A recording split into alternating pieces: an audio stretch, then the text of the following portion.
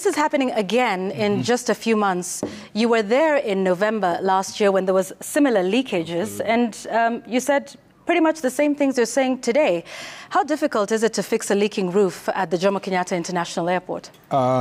First of all, I don't think the pictures did justice to show the infrastructure that is going on. You've seen that on top of the existing airport, especially Terminal 1C, on top of it, you've seen we are constructing a new arrival terminal, and we have built a new roof, and the contractor is on site, and the progress is going on. So I was very impressed today with the progress that is going on at the airport. Amidst all the noise, we are now going to decommission in the next few months Terminal 1E. You see the tent, where the arrival tent that has been of great embarrassment to all of us, because it's a tent that was intended to serve for 2-3 years, and it has stayed for many years. So my visit in November,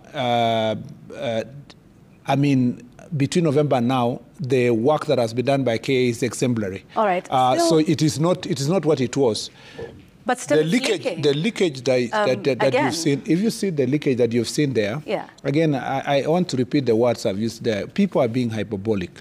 This was just a small section where water came in for about 20 to 30 minutes, and it was sorted, because as the construction is going on top, and that's massive work, some of the infrastructure is, because it's old, it gets affected, the pipes and so forth. So one pipe got affected, and that's why it leaked.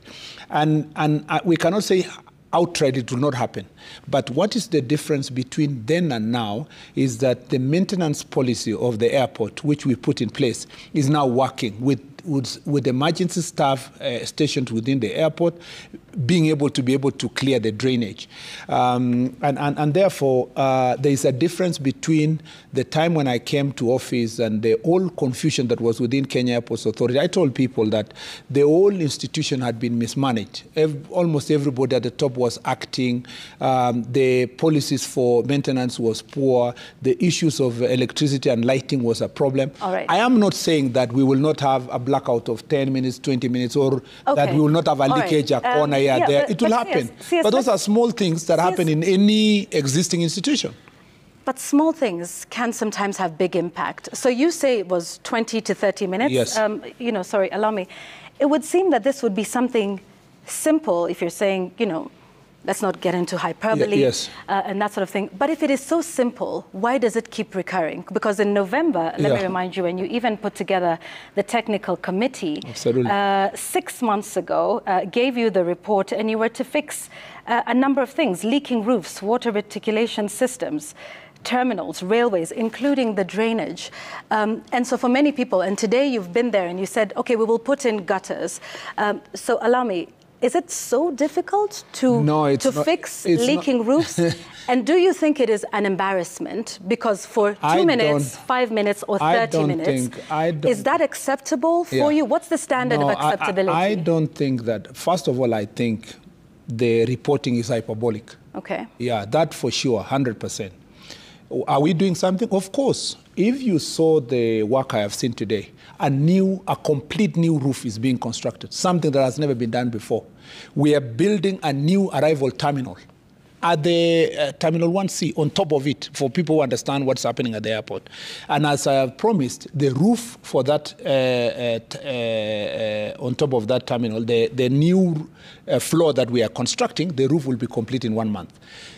Surely, in 6 months, for us to have been able to reach a stage where you complete that roof, this is exceptional. In fact, our staff at the airport made me today very, very proud. Number two, do I deny that there was a leakage? Of course not. Does it happen in our homes, in our buildings, in our airports? Yes. What is the policy? No, wait. What is when it happens? The cabinet secretary. Hang on. Can I complete that? No. For 1 second. Yeah. When it happens in the home, we will ask who is in charge in the home. Absolutely. It happens at JKIA, which is under your jurisdiction and your mandate. So my question to you is, what's the standard that's acceptable? A 1 minute leak, 20 minutes, 30 minutes? What's your threshold of standards? Should there be a catastrophe or a leakage, or a burst of a pipe, or a blackout because something tripped, or there's a massive flood that has never been seen like that's happened and happens, it should be the shortest time possible. And what's the shortest time possible for you? Well, because you said it was depends. 20, 30 if it's minutes, electricity, if it's 20, 30 minutes is definitely short. Even 1 hour. Even for me, 1 hour. Even for you, 1 hour is 1 hour would have been short. Okay. Because, first of all, you need to know this. It never interrupted any services at the airport. No services were interrupted. People, you can see even from the videos, people were moved to continue being checked in on the line as we fixed that the water leakage. And as I told you, the difference between when we came to office and now is that people were stationed within the airport to respond quickly. Unlike the time when when I arrived and a power blackout took 24 hours and all that kind of thing. Do we promise that even when we build a new airport, there will not be a catastrophe? Of course not. But the question you always ask yourself, what is the emergency response policy that you have? What policy do you have when you have any problem to respond to that challenge?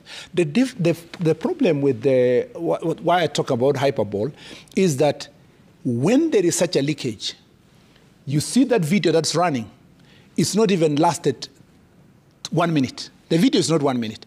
But in terms of the story, you know, it creates an impression in somebody's mind that it's been leaking for a whole day or for a whole hour, it stopped to work. Even if you see here the reports that are being made. So what would you prefer? That if somebody sees a leakage, would you prefer they don't video it, they don't show it? No, not at all. Are you trying to suggest that this should not be something that Kenyans should highlight? People have a right. I am a lawyer. Yeah. They have constitutional right. They should do it. They should do it. Right. But to take the problem is to amplify a small story and make it's everything about the airport. The airport is that section of the airport is not 0.00001% of the airport. But then for someone to make a conclusion that Jomo Kenyatta Airport is useless, it's backward. Who said that? It is. No, I'm just saying. Who said at least not you. For someone to sing that song continuously, you know, as if that is the only story you get from the airport, is really unfortunate. You see, Yvonne, we must learn something. You know, running with a small section of a story. For the time we've come to the airport, we've done immensely well. We have been able to put a policy for, as I told you, for maintenance. We've sorted the question of power blackouts at the airport. For the first time, something which should have been done in 2014, we are building a new terminal on top of Terminal 1C. We are going to decommission in another 6 months or so. When we complete this terminal, we are going to decommission Terminal 1E, which has been an embarrassment, and we create space at the airport for future construction. You do agree. We have made great progress on the procurement of construction of a new terminal. If you ask Kipchumba Murkomen whether I have confidence that we are making progress on re-engineering our old infrastructure, Jomo Kenyatta International Airport, I'll tell you yes. Am I confident about the pace? I tell you yes. Am I happy with the team that is working there? I tell you 100% yes.